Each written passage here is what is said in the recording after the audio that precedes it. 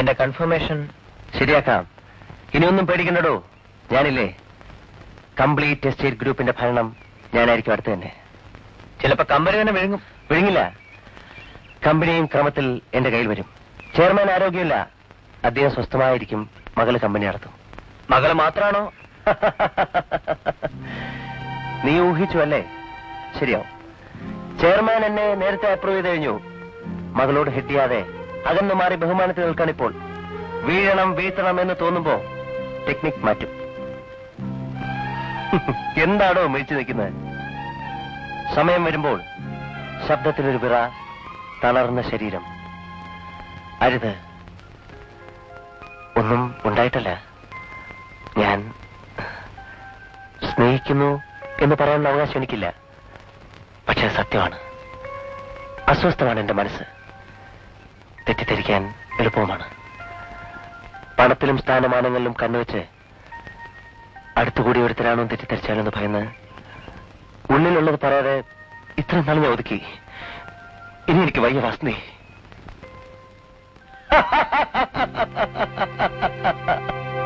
അപ്പോൾ വീഴും. ചെയർമാന്റെ മകളല്ല, ദേവേന്ദ്രന്റെ മകളായാലും വീഴും. അപ്പോ ദേവി മേനോൻ കുറച്ചുനാൾ ഞാൻ സ്വർഗത്തിലെടുത്ത് പറന്നില്ലേ? അവക്കും കിട്ടില്ലേ കുറെ പ്രേമം? ഇനി ചുമ്മാ പാക്ക് ചെയ്ത് അയക്കണം. സംഖ്യ കുറഞ്ഞുകൊണ്ടാവും. വെറും 81,000. അതെ, 40 തറവാട് വീട് വാങ്ങാൻ. ഇതിന്റെ അസച്ചറിയാലോ, 2.5 കോടി. നിനക്കൊരു പ്രൊമോഷനൊക്കെ ശരിയാക്കി തരാം. ക്ഷമിക്ക്. എന്തായാലും എനിക്കെന്നെ ഇഷ്ടമാണ്. ശരിയാക്കാം.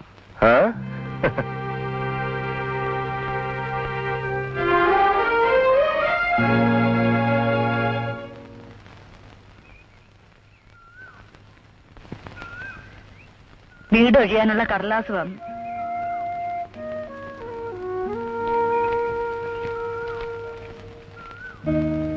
മാനേജർ സാറിനെ ഒന്ന് കണ്ട് പറഞ്ഞാലോ മോനെ, 2-3 മാസം കൂടെ ഇടവരാൻ.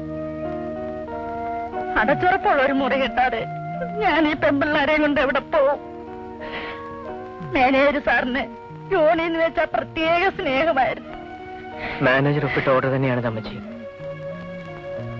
ഞങ്ങൾ എന്താ ചെയ്യേണ്ടത്? മേരുകുട്ടി സാറാമ്മയും പറഞ്ഞു നിന്നോട് പറയാം. അമ്മച്ചി നടക്കൂ, ഞാനൊന്ന് ആലോചിക്കട്ടെ.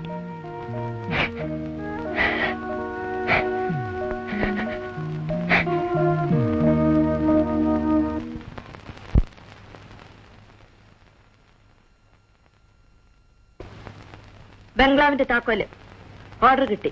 ഓ ശരിയാണ്. ചെയർമാൻ നോട്ടീസ് അയക്കാൻ പറഞ്ഞിരുന്നു. അവനവൻ ഒപ്പിട്ടത് ഓർമ്മയില്ലല്ലേ? ഒരു ദിവസം എത്ര കടലാസിലാണ് ഒപ്പിടുന്നത്? ടൈപ്പിസ്റ്റ് കൊണ്ടുവന്നേക്കും പലതും.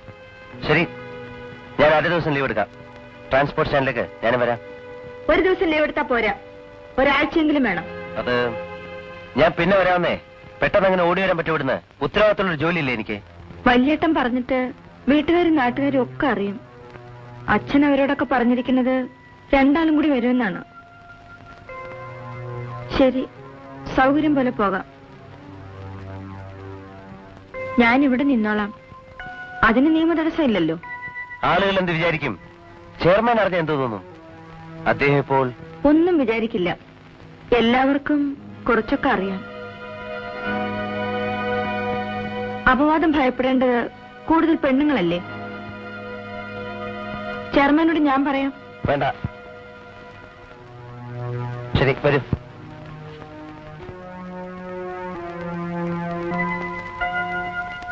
പെട്ടെന്ന് പുറപ്പെടണമെന്നൊക്കെ പറഞ്ഞപ്പോ ഞാൻ ആകെ അപ്സെറ്റ് ആയി പോയി. വരൂ, ഇരിക്കൂ. ഡോണ്ട് വറി, ഞാൻ പോയിട്ട് വരാം. ഞാൻ കഴിക്കാനുണ്ടാക്കാം. ഉച്ചയ്ക്ക് വരണം. വേണ്ട, ഞാൻ അത്യാവശ്യം ജോലി തീർത്ത് വേഗം വരാം. നമുക്ക് ക്ലബിൽ നിന്നോ കാരമല ഗസ്റ്റ് ഹൗസിൽ നിന്നോ എവിടെയെങ്കിലും ഉണ്ണാം. പുതിയ ജോലിയുടെ കൂടെ വേറൊരു 100,000 ബാധ്യതകൾ തലവെച്ച് തന്നിട്ടുണ്ട്. ഒന്ന് റിലാക്സ് ചെയ്യണം. ദൈവെടുത്ത് വരണമെന്ന് വിചാരിക്കാനിട്ടില്ല. ഫാക്ടറിയിലെ നൈറ്റ് ഷിഫ്റ്റ് കൂടെ ഞാൻ സൂപ്പർവൈസ് ചെയ്യണമെന്ന് പറഞ്ഞാൽ ദുരിതം. എത്ര ദിവസമായി കണ്ടിട്ട് അല്ലേ? ഞാൻ വേഗം വരാം. ഗസ്റ്റ് ഹൗസിലെ ശാപ്പാട്ടിന് പറയാം. മാഗി മദാമ സ്വപ്നം കണ്ട സ്ഥലത്ത് ചുമ്മാ ഒരു പിക്നിക്. ഫോൺ ഉണ്ടായിരുന്നെങ്കിൽ ഇപ്പോഴേ ലീവിന് വിളിച്ചു പറയായിരുന്നു. പോയി എളുപ്പം വരാം. കുറച്ച് വിസ്കി വാങ്ങണം. ശരിക്കും ഔട്ടിങ് ആഘോഷിക്കണം. ശിക്ഷയൊക്കെ അപ്പൊ തന്നാ മതി.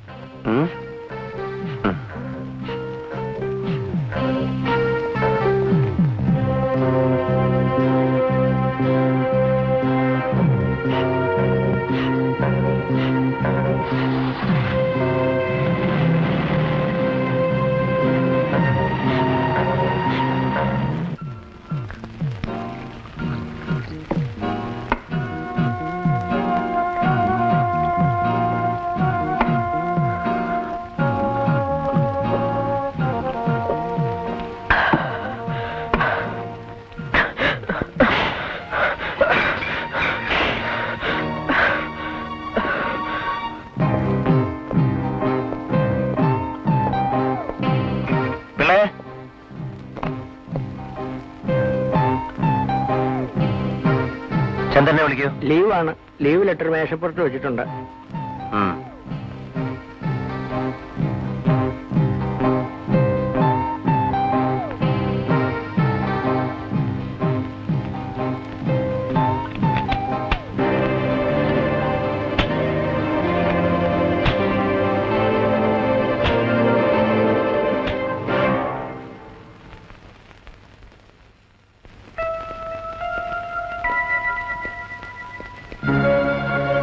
അച്ഛനില്ല.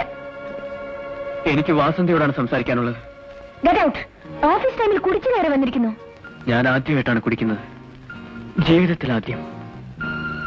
ജയരാജന് ഭയപ്പെടണം. നിങ്ങൾ തമ്മിലുള്ള തർക്കവും അസൂയയും ഓഫീസിൽ മതി. പറയാനുള്ള ധൈര്യം ഇതുവരെ ഉണ്ടായില്ല. പറഞ്ഞില്ലെങ്കിൽ ഞാൻ കാരണം, ഞാനൊരു ഭീരുവായത് കാരണം വാസന്തി കൂടി അപകടത്തിൽപ്പെടണമെന്ന് വിചാരിച്ചു വന്നതാണ് ഞാൻ. ജയരാജൻ എന്റെ ഫ്രണ്ടാണ്, ഓഫീസർ മാത്രമല്ല. ഞാൻ വിവാഹം കഴിക്കണമെന്ന് അച്ഛൻ നിശ്ചയിച്ച ക്ലോസ് ഫ്രണ്ട്. പോരെ? അയാൾ എന്നെയും കൊല്ലും. മാനേജർ മേനോനെ കൊന്നത് അയാളാണ്.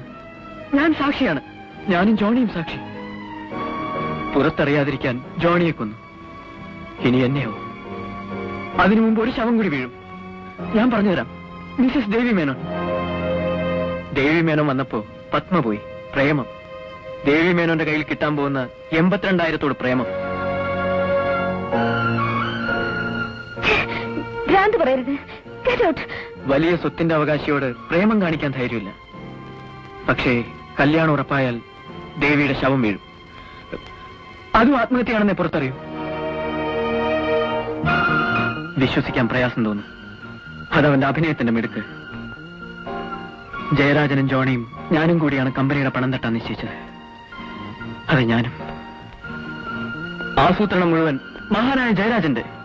ഞാനും ആ പ്രലോഭനത്തിൽ വീണു. സത്യം. മാനേജർ മേനോൻ കണ്ടുപിടിച്ചു. ചെയർമാനോട് പറയാൻ ഇടകെട്ട് മുമ്പേ കൊന്നു. സത്യം. ഞാൻ സാക്ഷി. അല്ലെന്ന് അയാൾ എന്റെ മുന്നിൽ വെച്ച് പറയട്ടെ. Please give me a chance. എന്നെ വിശ്വസിക്കൂ. ഈശ്വരാ.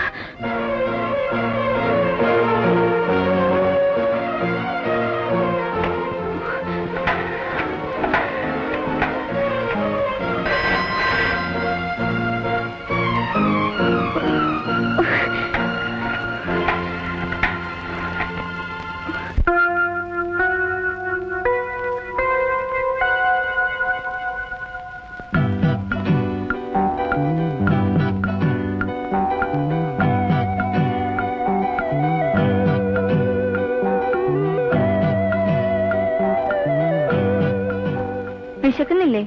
ഗസ്റ്റ് ഹൗസിലെ പണിക്കാരൻ കാത്തിരിക്കില്ലേ? ഒക്കെ തണുത്തിട്ടുണ്ടാവും. വേറെ ഉണ്ടാക്കാൻ പറയാതെ മേഗി മദാമ സ്വപ്നം കണ്ട ആ സ്ഥലത്തേക്ക് വാ. അയ്യോ, വാമേ.